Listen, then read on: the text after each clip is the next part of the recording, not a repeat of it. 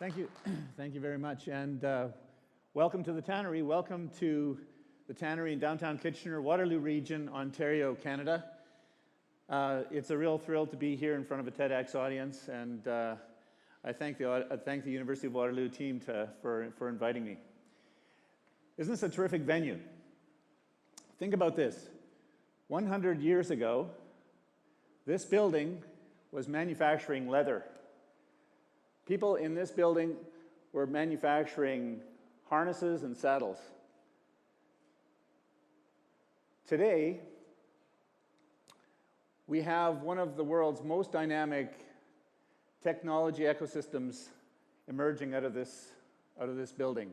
But 50 years ago, when the leather industry was on its way out, the building transferred over to the tire business. It stored tires for almost 30 years. And in 1980, when the tire business started to leave town, the building fell into a state of disrepair. It did host a number of studios that needed cheap space. And a couple of those studios were startups, technology startups, that are still growing in this community. But they were really the harbingers of the future. 6 years ago, this building was a hall of empty echoes, cobwebs and rat's nests. Today, it houses Google's Canadian Development Centre. We've got a 45,000 square foot incubator run by a technology industry association, Communitech, serving literally hundreds of startups.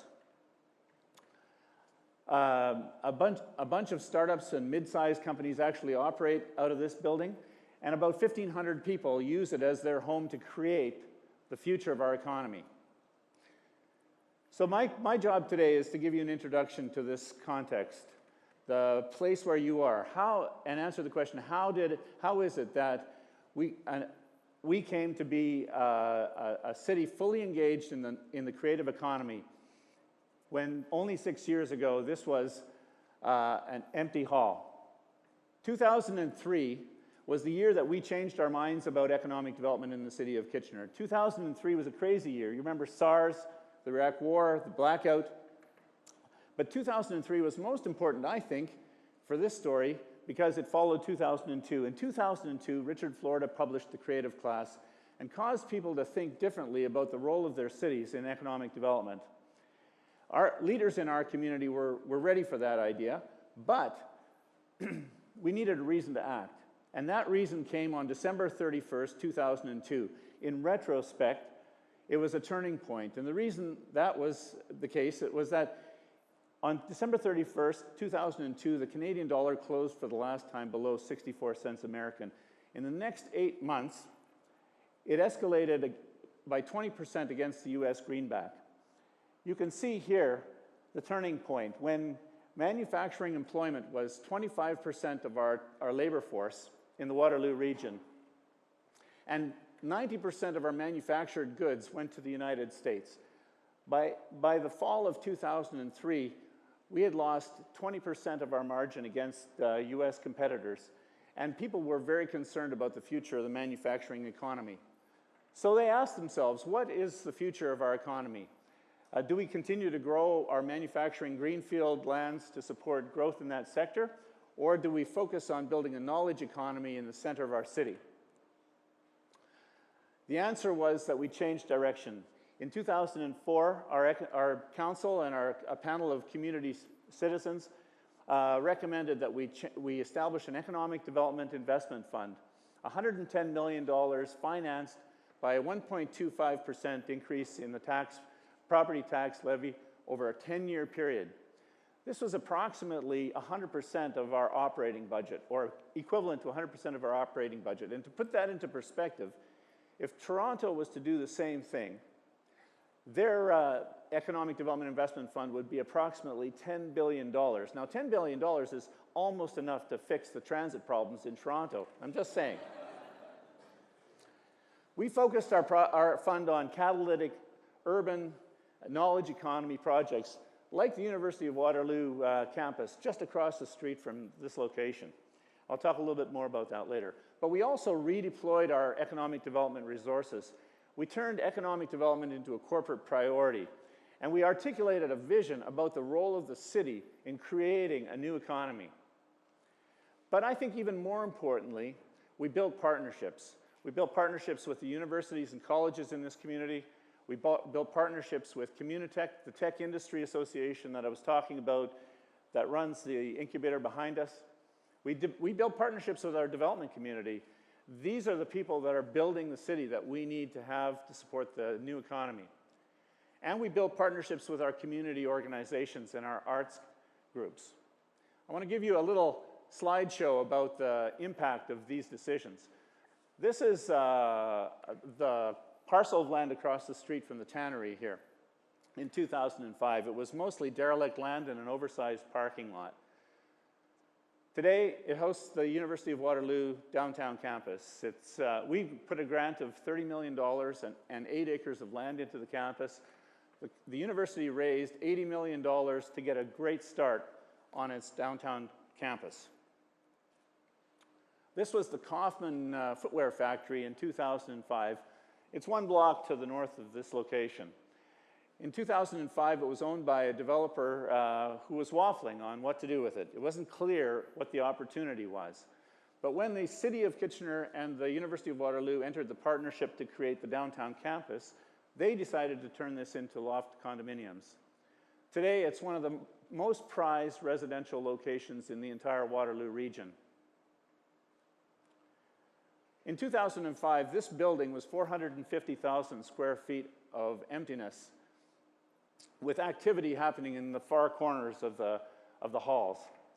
Today, as I was saying, it's the center of an emerging technology ecosystem which is producing world-beating companies in a diverse array of technologies. Our development community is actually building the places where people in the creative economy need to live as well. This is a project right beside City Hall in downtown Kitchener. In fact, the tower for this building, the crane has just been installed on Monday, and the concrete is being poured. This project is a residence directly across the street from the tannery. These projects are being built to house people living and working at Google, in our startup community, at Communitech and Desire to Learn, and across the Waterloo region. This project is going to be the new home for Google's expansion in the Waterloo region.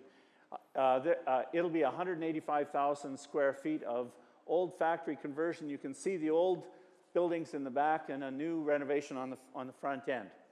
My point here is this. The private sector is actually building the building stock to support the creative economy in our city. They are building the places to support the entrepreneurs, the residents, and the employees that are driving our economy right now. But it's more than just buildings. In 2005, our faux Victorian streetscape was tired. It needed to be refreshed. You could shoot a cannon down the street any time of the day or night. People were not embraced. In fact, it was really a sign of urban decay.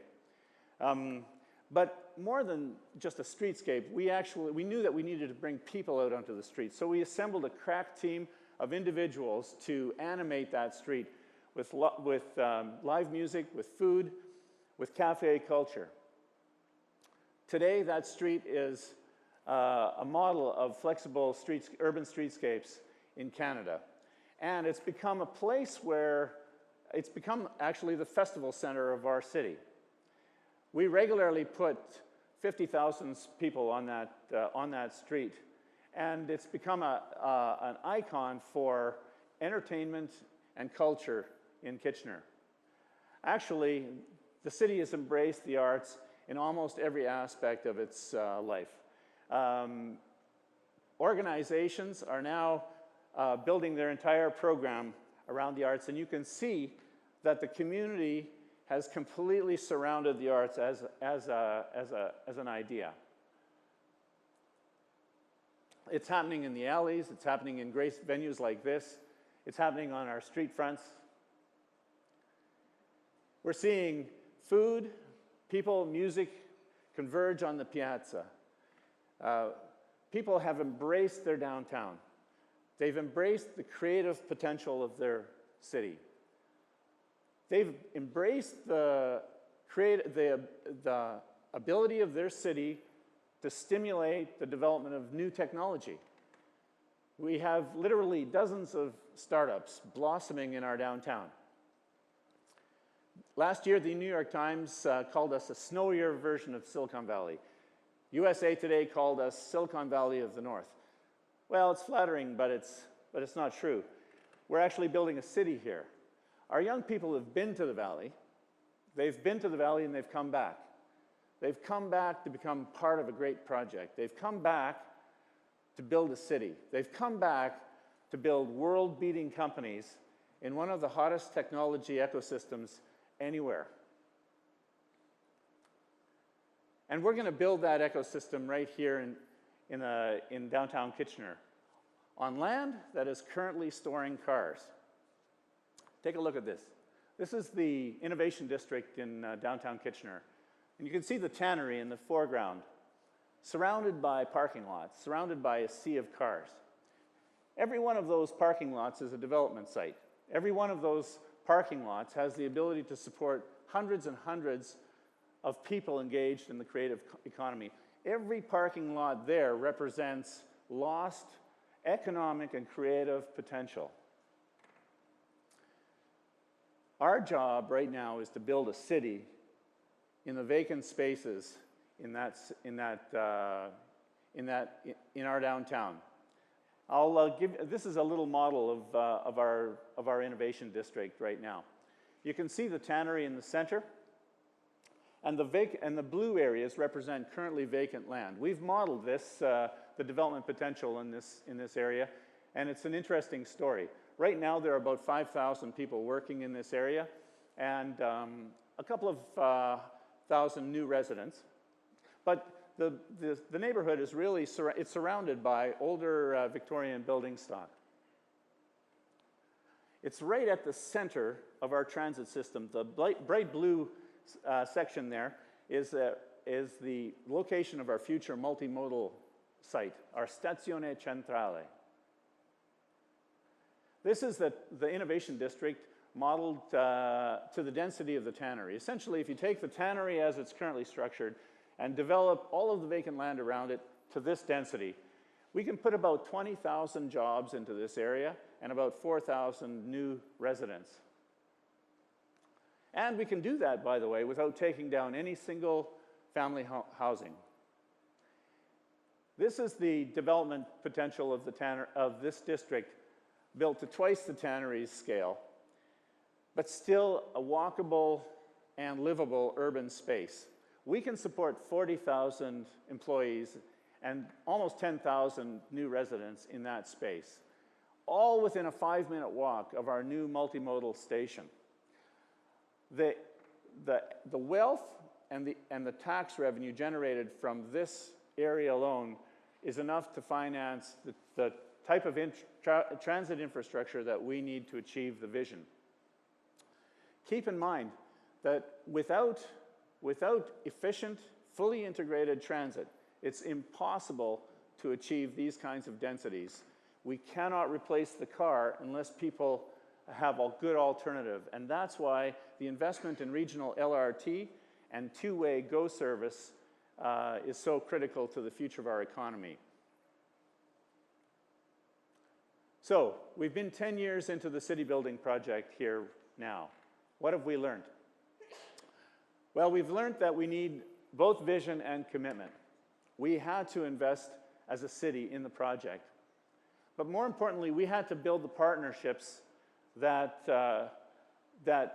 we had to harness the resources of many, many other organizations and individuals to make this happen. We had to build partnerships with the universities and the college.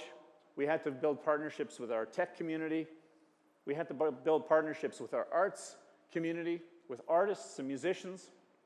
We had to build partnerships with our sister cities and with other levels of government. We had to build partnerships with everybody who wanted to become part of the project. And we need infrastructure. We've now got a commitment. We're building an LRT in this region, and that's going to help us achieve part of our goal. But we need to have two-way, full-day, all-day commuter rail service to the GTA to really achieve the full potential of this creative economy. And I think the other thing that we learned was this takes time. We're 10 years into the project right now, but we're just getting started. City building is a generational project. It's a project, actually, that is multi-generational. In fact, I think that if it's done well, city building never actually stops. The final message that I want to give you today is that you can be part of the city building project.